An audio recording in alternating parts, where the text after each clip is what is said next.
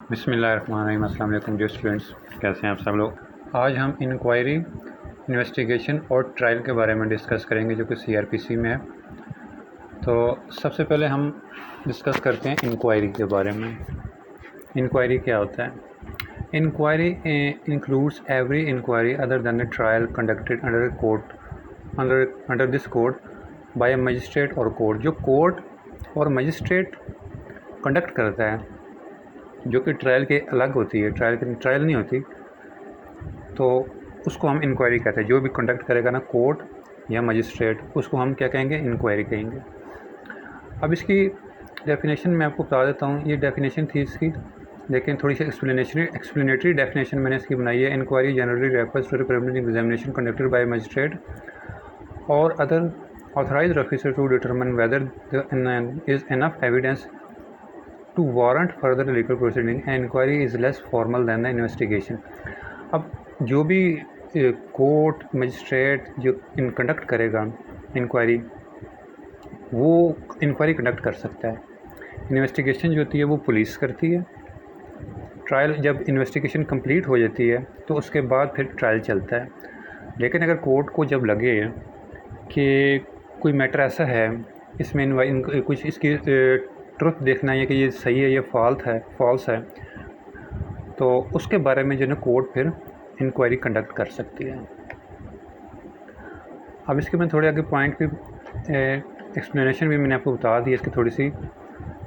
तो ये connected by magistrate, तो वो कहता है the objective of inquiry to determine whether cognizable offence has been committed to access credibility of the complaint और इन्फॉर्मेशन, प्राइमरी इन्फॉर्मेशन जो है। अब जैसे इसकी मैं एग्जांपल आपको देता हूँ, आपको फिर ज़रा सही समझ आएगी कि जैसे कि पुलिस की कस्टडी में अगर किसी बंदे की डेथ हो जाती है, इनकाउंटर में मार देते हैं पुलिस वाले, या वैसे किसी पुलिस कस्टडी में किसी वजह से डेथ हो जाती है, तो मजिस्ट्रेट जो है ना वो इसकी इंक्वायरी कर सकता है कि उसकी देखे कि इसकी क्या सच्चाई क्या है और इसकी हकीकत क्या है, कि किस वजह से जो है ना इसकी पुलिस कस्टडी में जो है ना वो डेथ हुई है।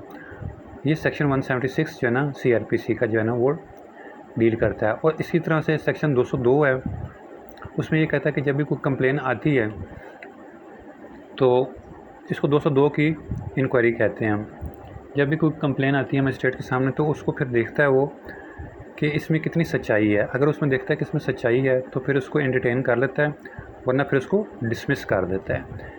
ये दो एग्जांपल्स हैं इसकी, और भी हैं इसमें। 133 जो है वो न्यूसेंस की है। उसमें देखा जाता है कि किसी बंदे ने न्यूसेंस की है, इंक्वायरी की जाती है कितनी हद तक न्यूसेंस की है, फिर उसको कहा जाता है कि आइंदा न्यूसेंस नहीं करनी। तो 133 में भी इंक्वायरी होती है। तो 176 में देखा जाता है कि कॉज ऑफ डेथ देखी जाती है कि किस वजह से जो है ना इसकी कॉज ऑफ डेथ हुई है, इंक्वायरी बाय मजिस्ट्रेट। और 202 में जो इंक्वायरी होती है उसमें ये देखा जाता है कि जो है ना कि उसमें ये देखा जाता है कि इसमें कितनी सच्चाई है जो कंप्लेन लेके आया है। अगर उसमें सच्चाई लगती है उसको, तो फिर उसको एंटरटेन कर लेता है, वरना फिर उसको डिसमिस कर लेता है। ठीक है, ये जो था ना ये इंक्वायरी था जो कि कोर्ट या मजिस्ट्रेट जो है ना कंडक्ट करता है। उसके बाद जो है इन्वेस्टिगेशन के बारे में मैं आपको बताता हूँ कि इन्वेस्टिगेशन क्या होती है। इसका रेलेवेंट सेक्शन है 41L। Investigation includes all the proceeding under this code for the collection of evidence conducted by the police officer or by any person other than the magistrate who is authorized by magistrate in this behalf।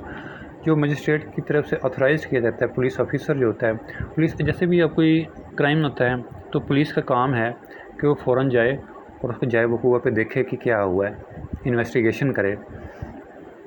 तो इसमें ये कहा गया कि under this code collection of evidence जो है ना bye police officer, तो वो जो है ना कलेक्शन ऑफ एविडेंस जो है ना वो करती है पुलिस ऑफिसर, जाती है वहाँ पे। अब जैसे कि हमारे वो इन्वेस्टिगेशन एजेंसीज़ जो है ना, इसी तरह से ये सारी हमारे पास जो है ना ये इन्वेस्टिगेशन एजेंसीज़ हैं। पुलिस हो गया, FIU हो गया, ये सारी जो है ना इन्वेस्टिगेशन करती हैं। ठीक है, और ये जाके इन्वेस्टिगेशन करती हैं। ये मजिस्ट्रेट के अलावा जो भी होगा ना वो करेगा, पुलिस ऑफिसर होगा और वो कंडक्ट करेगा एविडेंस को जाके, और उसकी फिर एक कॉपी जो है ना, जो भी एविडेंस कलेक्ट की तो उसकी जो एक कॉपी जो है ना वो मुलजिम को भी देगा कि ये हमने आपकी चीज़ें से ना ये एविडेंस कलेक्ट की है। तो तो ये सारा काम जो है ना ये पुलिस और इन्वेस्टिगेशन एजेंसीज़ का जो होता है ना, और जब सारी इन्वेस्टिगेशन कंप्लीट कर चुकती है पुलिस, तो उसके बाद जो है ना 173 का चालान जो है ना, वो चालान 173 जो है ना, ये एक रिपोर्ट बनाती है और वो कोर्ट में पेश कर देती है। जब सारी इन्वेस्टिगेशन, अगर सारी इन्वेस्टिगेशन कंप्लीट हो गई तो वो कंप्लीट कर देती है। अगर कुछ इन्वेस्टिगेशन रहती है नामुकम्मल है, तो फिर वो नामुकम्मल ये होता है ना, इंटरिम चालान जो है ना वो उसको कोर्ट में सबमिट कर देती है। तो सबसे पहले क्या करेगी पुलिस? इन्वेस्टिगेशन करेगी। जब ऐसे इन्वेस्टिगेशन कंप्लीट हो गई है तो चालान जो है ना 173 का चालान वो कोर्ट में सबमिट कर देगी कि ये हमने इन्वेस्टिगेशन की है। अब अक्सर ये होता है कि इन्वेस्टिगेशन जो है वो 14 दिन में नहीं हो पाती है। जैसे जब भी कोई पुलिस जो है वो लेती है, जिस्मानी रिमांड लेती है 14 दिन का, इन्वेस्टिगेशन के लिए लेती है, तो उसमें जो है ना पुलिस आमतौर पे कभी कभार नहीं भी कर पाती, क्योंकि फोरेंसिक के लिए कुछ चीज़ें भेजनी होती हैं, वहाँ से रिपोर्ट आनी होती है। तो इसी तरह से कुछ और भी काफ़ी सारे मामलात होते हैं इन्वेस्टिगेशन में, तो वो सारे कंप्लीट करने में ना, उसमें से रिपोर्ट आने में काफ़ी सारा टाइम लग जाता है। तो 14 दिन में उन्होंने जितनी भी नामुकम्मल अगर उन्होंने चालान सबमिट करवाया, तो वो नामुकम्मल चालान भी सबमिट करवा सकते हैं, और बाद में जब इन्वेस्टिगेशन कंप्लीट हो जाए तो फिर वो मुकम्मल चालान सबमिट करवाते हैं। तो इंटरिम जो है ना उसको चालान कहते हैं, तो वो सबमिट करवा सकते हैं। ये सारी इन्वेस्टिगेशन होती है, पुलिस करती है इन्वेस्टिगेशन। जो अदर थिंग इसके उस रेजिमेंट सेक्शन है 41L, तो पुलिस जो है ना इन्वेस्टिगेशन करती है, जितने भी जो है ना जो भी फैक्ट्स देखते हैं, जो भी गैदर करती है, फिजिकल एविडेंस करती है, प्रोटेक्टिंग सर्च करती है, और other than relevant action to build comprehensive case तैयार करती है। ठीक है। The investigation aim to determine whether the crime has been committed और नॉट। उसका ये मकसद होता है कि जाके देखे, इन्वेस्टिगेशन करे कि वाकई ये क्राइम हुआ है कि नहीं हुआ, और इसका रिस्पॉन्सिबल कौन है इसका। ठीक है। The investigation officer submits report commonly known as the challan 173 का challan to the court upon the completing the evidence. ठीक है।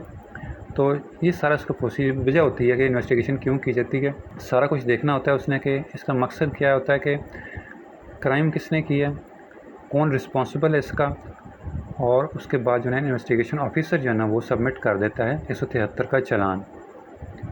ठीक है। अब इसकी थोड़ी डिटेल मैंने आगे बता दी है, वो आप इसको देख लीजिएगा।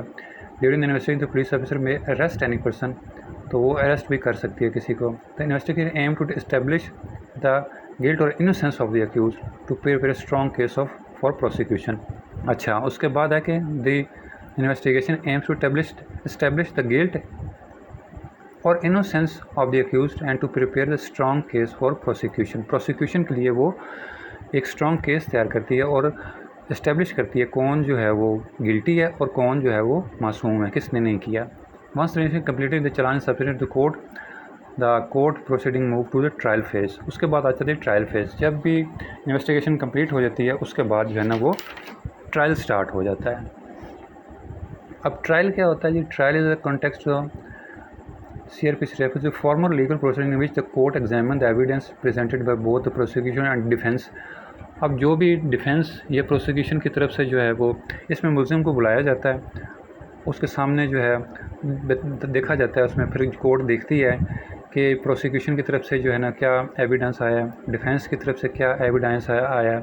उसके बाद वो कोर्ट डिटरमाइन करती है द गिल्ट और इनोसेंस ऑफ एक्यूज पर्सन।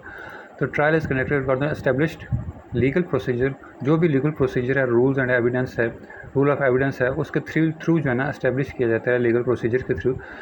तो ड्यूरिंग द ट्रायल विटनेसेस में बी क्रॉस एग्जामिन। तो ट्रायल में जो है विटनेस को बुलाया जाता है। पहले जब विटनेस आता है उसको कहते हैं एग्जामिनेशन इन चीफ।